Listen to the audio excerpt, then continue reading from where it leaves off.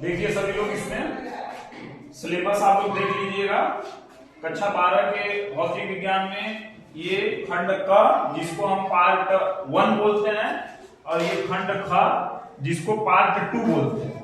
Part 1 में total 5 unit है और प्रत्येक यूनिट में अलग अलग किताबों में अलग अलग अध्याय बनाया हुआ है। यहाँ पर हम केवल यूनिट लिखे हैं, इकाई। यहाँ पर स्थिर विद्युत की 8 अंक में आता है। इसमें लगभग 3 पार्ट हैं, 3 अध्याय हैं। धारा विद्युत में भी लगभग 2 अध्याय मिलेंगे। अलग अलग किताबों में अलग अलग अध्याय बनाया गया है। धारा का चुंबकीय प्रभाव एवं चुंबकत्व 8 अंक में आता है और चौथा यूनिट भी 8 अंक में, 5वां यूनिट जो है 4 अंक में। तो ऑफलाइन क्लास में ये स्थिर विद्युत की खत्म किया गया है, जिसमें 3 अध्याय आते हैं, बिल्कुल समाप्त हो चुका है। और अभी ये ऑनलाइन वीडियो में वैद्युत चुंबकीय तरंग 4 अंक का खत्म कर दिया गया है। और इसमें ऑफलाइन क्लास में द्रव्य और द्वैत प्रकृति ये पढ़ाया जा चुका है और परमाणु तथा नाभिक भी खत्म हो चुका है। ये आवाज कौन कर रहा है? बाहर फेंक दिए जाओगे।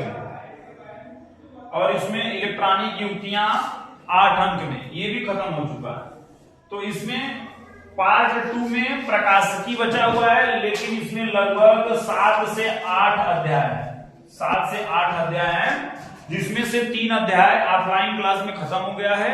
इसको शुरू से पढ़ाया जाएगा और इसमें जो भी यूनिट हैं, पहले जो बाकी है, जैसे ये दूसरा यूनिट, तीसरा यूनिट और चौथा यूनिट, ये तीनों खत्म करने के बाद पूरे आंकिक प्रश्न के साथ खत्म किया जाएगा। इनको खत्म करने के बाद ये प्रकाशिकी स्टार्ट किया जाएगा और जब पूरा खत्म हो जाएगा तो फिर से शुरू से इसका वीडियो बनाया जाएगा। तो इसमें अभी जो है स्टार्ट किया जा रहा है धारा विद्युत।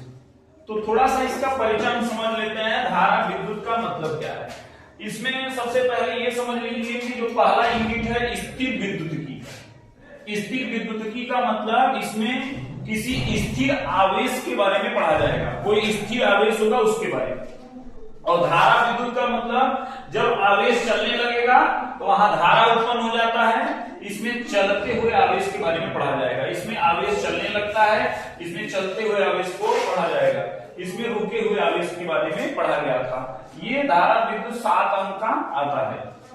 तो अभी हम यही धारा विद्युत वाला यूनिट स्टार्ट करते हैं।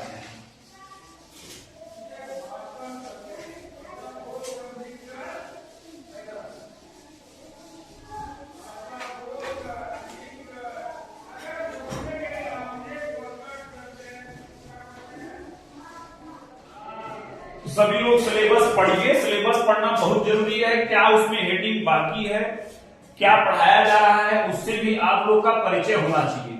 तो इसमें हम धारा विद्युत जो कि दूसरा यूनिट है वही स्टार्ट कर धारा विद्युत।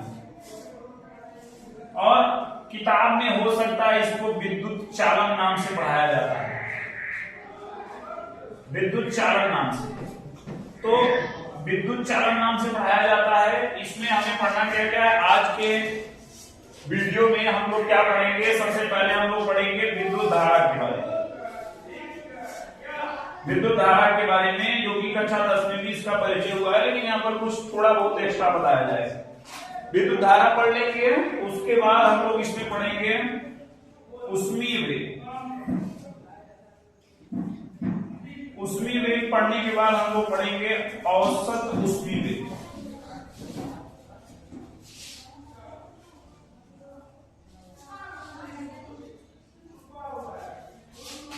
तो आज का जो टॉपिक है विद्युत धारा के बारे में परिचय पढ़ेंगे। इसके कुछ नोट पॉइंट होंगे, उसके बारे में परिचय पढ़ेंगे। ऊष्मीय वेग क्या है इसके बारे में पढ़ाया जाएगा। औसत ऊष्मीय वेग क्या होता है इसके बारे में जानेंगे। और उसके बाद अपवाह वेग, अपवाह वेग या अनुगमन वेग,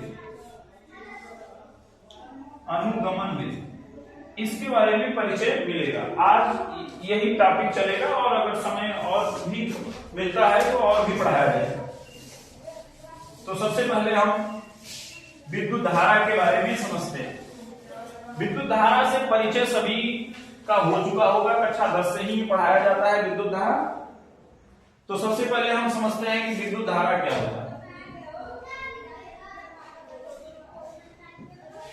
तो विद्युत धारा का मतलब क्या होता है, सबसे पहले यहां पर हम समझते हैं, अगर कहीं जल बहता है तो इसमें विद्युत धारा हम बता रहे थे। विद्युत धारा को सामान्य भाषा में केवल धारा भी कहते हैं, पूरा नाम विद्युत धारा, लेकिन बोलचाल की भाषा में धारा कहते हैं, अंग्रेजी में कहते हैं इलेक्ट्रिक करंट, या इसको केवल करंट भी कहते हैं। तो इसका सामान्य मतलब क्या होता है, सामान्य मतलब का यहाँ पर क्या है कि जैसे अगर कहीं पर नदी में जल बह रहा है, कोई नदी है उसमें जल बह रहा है, तो जो जल का उसमें धारा बनता है उसे हम जल धारा कहते हैं। जल बहेगा तो जल धारा, और अगर हवा बहेगा तो हवा का धारा, और अगर कहीं आवेश बहने लगा तो आवेश या तो प्लस बह सकता है या माइनस। अगर प्लस वाला बहेगा या माइनस वाला बहेगा, तो प्लस अगर प्रवाहित हो रहा है या माइनस, उसी को हम विद्युत धारा कहते हैं। मतलब अगर कहीं आवेश बहने लगा, चलने लगा, तो उसे ही हम बोलते हैं विद्युत धारा। ये तो हो गया सामान्य जानकारी इसका, लेकिन इसका परिभाषा क्या है, इसका परिभाषा सूत्र से बनाया जाता है। धारा को आई, स्मॉल आई या कैपिटल आई से लिखते हैं। कहीं पर स्मॉल आई से लिखा जाता है, कहीं पर कैपिटल आई से लिखा जाता है। धारा आई बराबर होता है क्यू बटे में टी। क्यू क्या है, आवेश, और टी है समय। तो इसका परिभाषा हो जाता है आवेश प्रवाह की दर को, नीचे समय रहता है तो उसको दर बोलते हैं, आवेश प्रवाह की दर को विद्युत धारा कहते हैं। तो ये हो गया परिभाषा इसका। अब इसमें इसका जो है कुछ नोट पॉइंट है, विशेष बिंदु है। जैसे आई बराबर हमने क्यू बटे टी पढ़ा, तो यहां पर सबसे पहला पॉइंट इसमें ये जानते हैं कि धारा एक अदिश राशि है। दिशा होता है लेकिन ये अदिश राशि है। ये बहुत कंफ्यूजन वाला बात है कि धारा में दिशा होता है लेकिन इसको अदिश क्यों माना जाता है। जैसे इसमें होता क्या है कि अगर दो तार हैं, मान लीजिए एक में 3 एम्पियर की धारा बह रहा है और एक में मान लीजिए 2 एम्पियर की धारा। तो यहां पर अगर हम इसको सदिश मानेंगे तो सदिश विधि से इसका हम जोड़ निकालेंगे। तो जब सदिश विधि से जोड़ निकालते हैं तो जो इसका आंसर आना चाहिए वो सदिश विधि से नहीं आता है, इसलिए ये सदिश नहीं है। ये सदिश का जो योग नियम होता है, सदिश का जो योग का फार्मूला होता है, R बराबर होता है करड़ी में a square plus b square,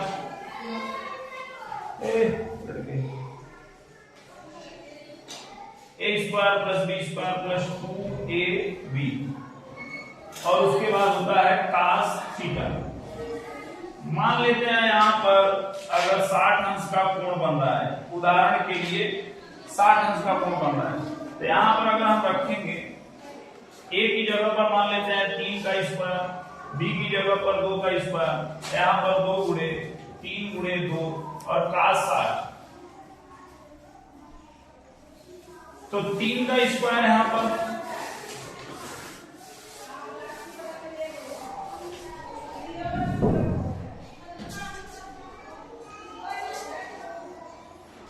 3 का स्क्वायर यहाँ पर 9 हो जाएगा, 2 का स्क्वायर 4 हो जाएगा, बाहर फेंक दिए जाओगे। यहाँ पर ये क्या हो जाएगा, 2 3 6 गुना 12 हो जाएगा, और यहाँ पर cos 60 का मान 1/2, इससे कट जाएगा तो 6 आ जाएगा। जोड़ेंगे तो यहाँ पर क्या हो जाएगा, 6 4 10 9 19, और 19 का वर्गमूल लगभग 4 से समथिंग आएगा, 4 दशमलव कुछ आएगा। लेकिन यहाँ पर अगर हम जोड़ेंगे तो 3 और 2 यहाँ 5 एम्पियर होना चाहिए। तो अगर आपसे कोई पूछता है कि धारा में दिशा होता है फिर भी ये सदिश राशि क्यों नहीं है, तो इसका उत्तर ये है कि ये सदिश योग नियम का पालन नहीं करता है। अगर हम इसको सदिश योग विधि से जो उत्तर निकालते हैं वो उत्तर नहीं आता है। इसका अदिश योग विधि से आता है। अदिश का मतलब उसमें साधारण बीजगणित के नियम से हम जोड़ निकालते हैं। 3 और 2 5 एम्पियर यहाँ करेक्ट आएगा, लेकिन अगर हम सदिश विधि से निकालेंगे तो आंसर नहीं आने वाला है, इसलिए ये अदिश राशि। तो अगर आपसे कोई पूछता है कि धारा अदिश है कि सदिश, तो आप बताएंगे अदिश राशि है, इसमें दिशा होता है, फिर भी अदिश क्यों है? क्योंकि ये सदिश योग नियम का पालन नहीं करता है। दूसरा नंबर क्या है इसका? मात्रक क्या हो जाएगा? इसका मात्रक एम्पियर, धारा का मात्रक एम्पियर। बगल में जो शांत रखा उसमें बगल में शांत का आवाज आएगा, वो शांत है। एम्पियर इसको कैपिटल ए लिखा जाता है, या इसका अन्य मात्रक, या सही मात्रक एम्पियर, या अन्य मात्रक में क्या हो जाएगा? इसका मात्रक कूलाम और इसका सेकेंड हो जाएगा कूलाम प्रति सेकेंड, कूलाम प्रति सेकेंड।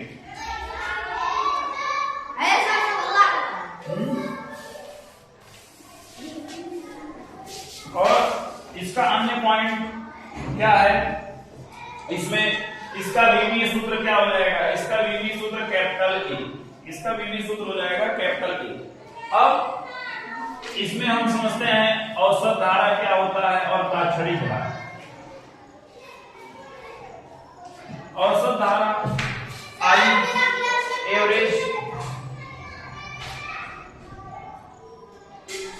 एवरेज लिखते हैं, तो यहां पर होता है डेल क्यू बटे में डेल टी, डेल क्यू बटे में डेल टी औसत धारा का फार्मूला है। अगर कोई तार है उसमें डेल क्यू आवेश बह रहा है डेल टी समय के लिए, डेल क्यू आवेश मतलब अल्प आवेश डेल टी समय में अगर बह रहा है तो यहाँ पर औसत धारा का फार्मूला ये हो जाता है। और ऐसे ही होता है ताक्षणिक धारा, ताक्षणिक धारा का फार्मूला क्या हो जाता है? ताक्षणिक धारा को लिखते हैं आई, इसको अंग्रेजी बोलते हैं इंस्टेंटेनियस करंट, इंस्टेंटेनियस, तो इसके लिए INS भी लिखते हैं, तो इसका मान होता है। और जहां ताक्षणिक धारा होता है वहां समय बहुत कम होता है, जहां समय बहुत सूक्ष्म होगा वहां डेल टी को डी लिखने लगते हैं, तो ये हो जाएगा dq बटे में dt। तो ये जो सूत्र है ये सामान्य सूत्र है, लेकिन अगर आपसे कोई औसत धारा का फार्मूला पूछता है तो आप लिखेंगे आई एवरेज बराबर डेल क्यू बटे में डेल टी। यहाँ डेल क्यू क्या है? अल्प आवेश, और डेल टी क्या है? अल्प समय। ताक्षणिक धारा इसमें ये डी INS मतलब इंस्टेंटेनियस, या आई ताक्षणिक भी लिख सकते हैं, डी क्यू बटे में डी टी। डी क्यू का मतलब है सूक्ष्म आवेश और डी टी का मतलब सूक्ष्म समय। अल्प और सूक्ष्म में अंतर होता है।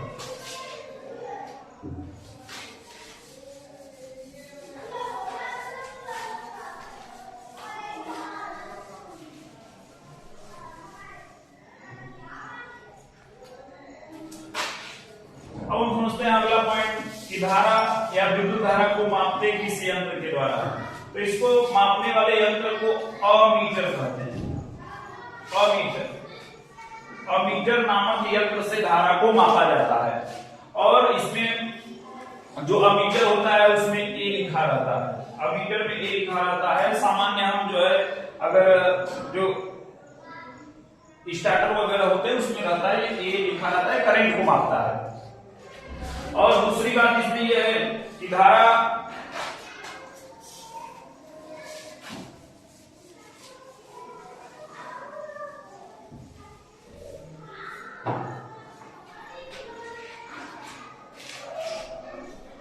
अब हम ये समझते हैं कि अगर प्लस आवेश कहीं तार में बह रहा है या कहीं भी बह रहा है, तो प्लस अगर बह रहा है, मान लीजिए इसका नाम ए है, इधर बी है, प्लस अगर ए से बी की तरफ जाएगा, अगर प्लस ए से बी की तरफ जाएगा तो आवेश अगर बहेगा धारा उत्पन्न हो जाएगा। यहाँ पर धारा का दिशा क्या होगा? धारा का दिशा भी ए से बी की ओर होगा। प्लस अगर ए से बी की ओर जाएगा तो धारा उत्पन्न हो जाएगा, उसका दिशा भी ए से बी की ओर। और अगर कहीं माइनस आवेश बह रहा है, अगर मान लीजिए ये ए से बी की तरफ जा रहा है, तो यहाँ पर तब भी धारा उत्पन्न होगा, लेकिन धारा का दिशा विपरीत होगा, माइनस के विपरीत मतलब माइनस अगर ए से बी की तरफ जा रहा है तो धारा बी से ए की दिशा में उत्पन्न होगा।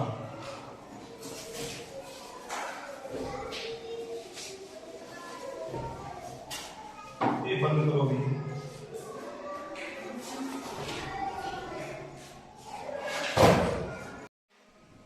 तो इसमें हमने देखा कि आवेश कैसे बहता है और उसका जो है धारा का दिशा क्या होता है।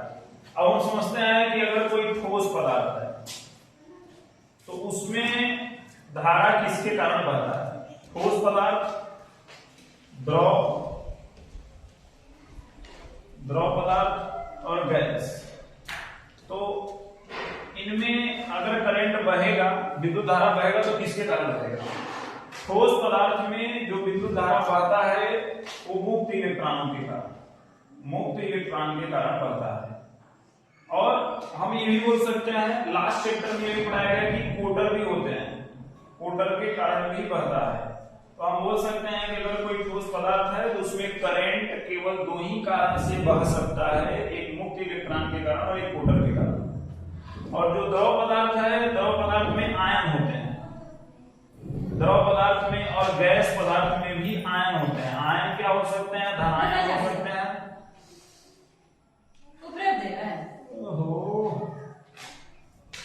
धनायन हो सकते हैं, ऋणायन हो सकते हैं और मुक्त इलेक्ट्रॉन भी हो सकते हैं। मतलब ठोस पदार्थ में मुक्त इलेक्ट्रॉन और कोटर के कारण धारा बहता है, और द्रव पदार्थ, गैस पदार्थ में धनायन, ऋणायन। धनायन ऋणायन का मतलब यहाँ पर जैसे Na प्लस Cu पर 2 प्लस, वो धनायन हो गया। ऋणायन का मतलब Cl माइनस या कोई भी माइनस होगा, वो ऋणायन अगर बहने लगेगा तो द्रव और गैस में इन्हीं के कारण करंट बहता है और मुक्त इलेक्ट्रॉन भी होते हैं।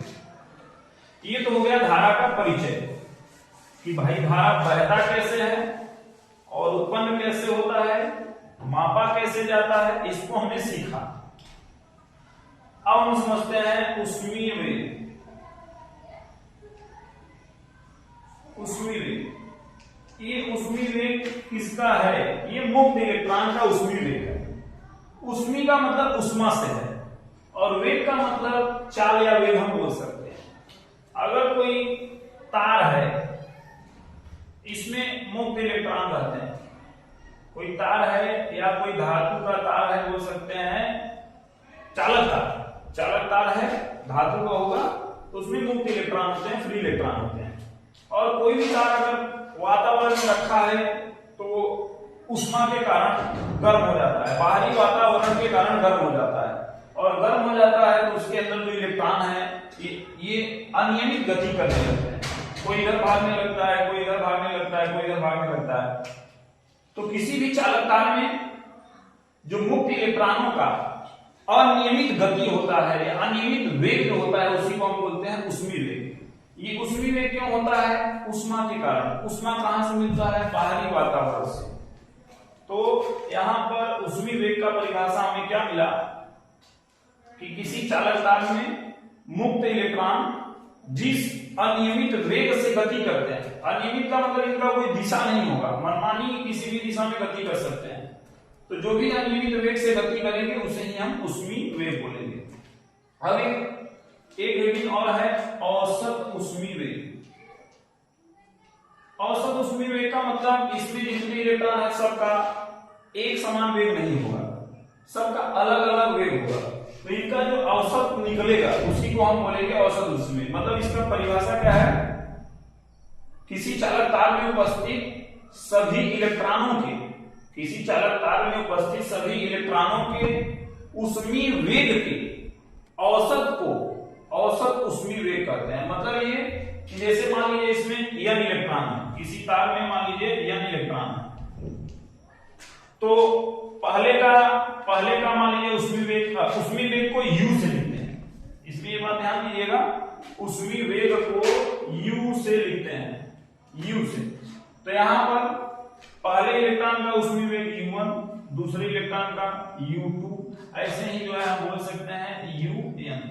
और अगर इसका हम औसत ऊष्मीय वेग निकालेंगे तो औसत ऊष्मीय वेग क्या होगा? इनको हम जोड़ेंगे और इनके संख्या से हम भाग करेंगे, तो इनका संख्या n इलेक्ट्रॉन हमने माना है तो n हो जाएगा, U1 U2 UM क्या है, औसत ऊष्मीय वेग। इसको हम U से लिख सकते हैं। U जो है यहाँ पर औसत ऊष्मीय वेग है, और ये भी ध्यान दीजिएगा औसत ऊष्मीय वेग जो होता है इसका मान 0 होता है। ये लिखने में काम में आएगा, और बहुविकल्पी में भी याद रखिएगा कि जो ऊष्मीय वेग 0 नहीं होता है, औसत ऊष्मीय वेग 0 होगा। क्यों होता है? इसलिए होता है कि किसी इलेक्ट्रॉन का दिशा मान लीजिए पूरब की ओर है, एक मानने के लिए पूरब की ओर, एक पश्चिम की ओर, तो इनका एक दूसरे से जो है वेग निरस्त हो जाता है। ऐसे ही सब टोटल इलेक्ट्रॉन का वेग निरस्त हो जाता है, जिसके कारण औसत ऊष्मीय वेग का मान 0 होता है, क्योंकि वेग में दिशा होता है। मान लीजिए +5 से 5 से आगे बढ़ रहा है और ये 5 से पीछे जा रहा है, तो इसका दोनों का वेग +5 -5 से कैंसिल हो जाएगा, इसलिए औसत ऊष्मीय वेग का मान 0 होता है।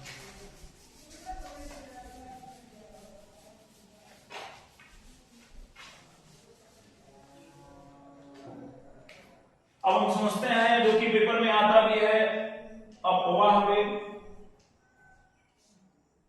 अपवाह वेग या अनुगमन वेग।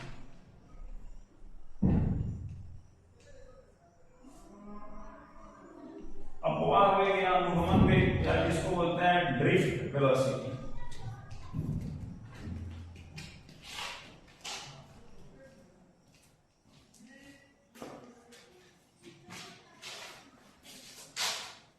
अपवाह वेग, अनुगमन वेग क्या है?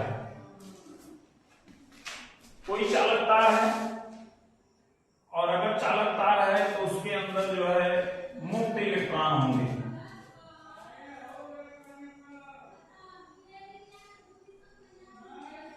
अगर इसको हम एक सिरा इसका हम बैटरी के प्लस से जोड़ दें और दूसरा सिरा बैटरी के माइनस सिरे से जोड़ दें, तो ये प्लस के कारण ये वाला सिरा प्लस हो जाएगा, और ये माइनस के कारण ये वाला सिरा माइनस हो जाएगा। तो इलेक्ट्रॉन होता है माइनस में। पहले ये ऊष्मीय वेग से तार के अंदर अनियमित गति कर रहा था, लेकिन जैसे ही बैटरी लगाया जाएगा तो ये माइनस के कारण इससे प्रतिकर्षित होगा और प्लस के कारण आकर्षित होगा, तो इसमें एक निश्चित दिशा आ जाएगा, और निश्चित दिशा आ जाएगा तो सभी एक दिशा में गति करने लगेंगे, और जिस वेग से गति करेंगे उसे ही बोलते हैं अपवाह वेग या अनुगमन वेग। परिभाषा क्या है कि जब किसी चालक तार, ये चालक तार है,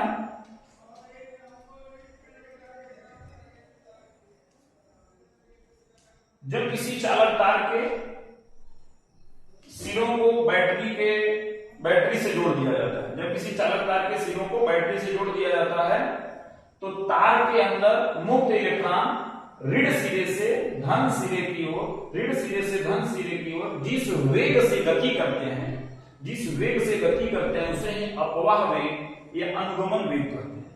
अब इसमें मान लीजिए n इलेक्ट्रॉन इस तार के अंदर, मान लेते हैं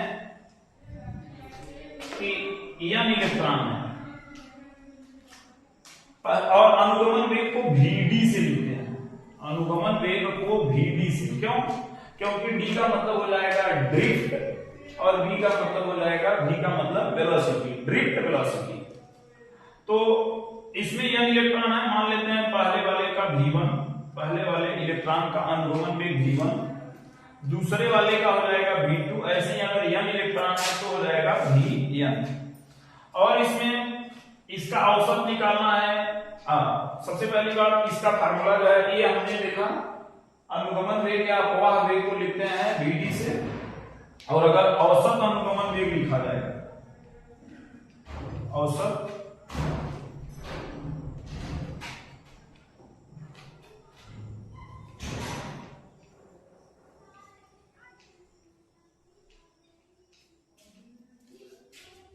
औसत अनुगमन वेग, जिसको हम Vd से लिख सकते हैं, ये क्या हो जाएगा? ये हो जाएगा V1 प्लस V2, जितने इलेक्ट्रॉन है इसमें सबके अनुगमन वेग को जोड़ेंगे और उनकी संख्या से हम भाग लगा देंगे, तो ये जो फार्मूला हो जाएगा, ये फार्मूला हो जाएगा औसत अनुगमन वेग का।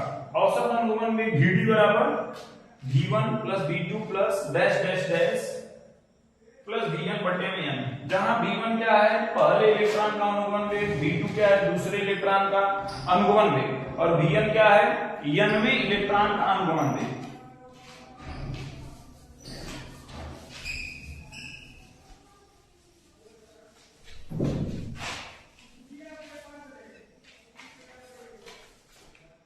तो हमने अभी पढ़ लिया विद्युत धारा, आज के क्लास में हमने पढ़ लिया विद्युत धारा।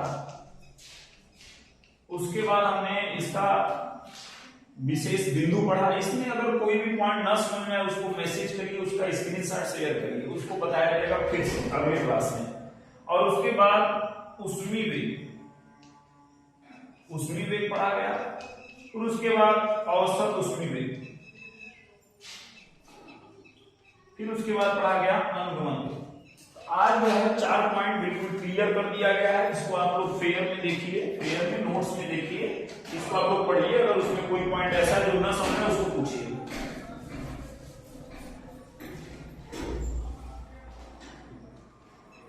अब थोड़ा सा इसके बारे में और एक्स्ट्रा समझ लेते हैं। अपवाह वेग या अनुगमन वेग।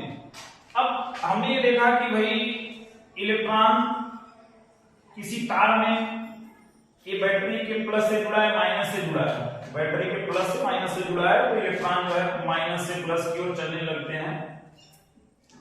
तो क्या इनका वेग समान नहीं हो सकता है? हमने V1, V2, V3 क्यों माना? क्योंकि इस अपवाह वेग यहाँ पर सभी इलेक्ट्रॉन का अलग अलग होता है। अब प्रश्न ये बनता है कि भाई अगर सब इसमें बह रहे हैं एक के पीछे एक, तो समान क्यों नहीं है? समान इसलिए नहीं है क्योंकि कोई भी तार होता है तो तार के अंदर होते हैं, अगर इसको हम बड़ा करके फिगर बनाएंगे तो तार के अंदर वास्तव में होता क्या है, तार के अंदर होते हैं परमाणु। यहां पर इस फिगर में परमाणु नहीं दिखाया गया है, केवल इलेक्ट्रॉन को दिखाया गया है। परमाणु से जो इलेक्ट्रॉन बाहर निकल जाते हैं, रिक्त स्थान में आ जाते हैं, उन्हें ही हम कहते हैं मुक्त इलेक्ट्रॉन। ये इलेक्ट्रॉन जब एक सिरे से दूसरे सिरे की ओर गति करेंगे तो बीच में टकराते हुए जाएंगे, और टकराते हुए जाएंगे तो किसी को ज्यादा टक्कर झेलने को मिलेगा, किसी को कम टक्कर, इसलिए इनका वेग अलग अलग होता है। अगर आपसे कोई पूछे कि मुक्त इलेक्ट्रॉन का अनुगमन वेग समान होता है कि भिन्न भिन्न होता है, तो आपका उत्तर होना चाहिए भिन्न भिन्न होता है। क्यों होता है? क्योंकि मुक्त इलेक्ट्रॉन जो होते हैं वो परमाणुओं के बीच के खाली जगह में से गति करते हैं और टकराते हुए गति करते हैं। यहां पर बिल्कुल खाली जगह दिखाई बताया गया है, लेकिन वास्तव में होता क्या है, खाली जगह नहीं होता है, परमाणुओं के बीच में से गति करते हैं और इनको टक्कर झेलना पड़ता है, इसलिए इनका वेग जो है अलग अलग होता है।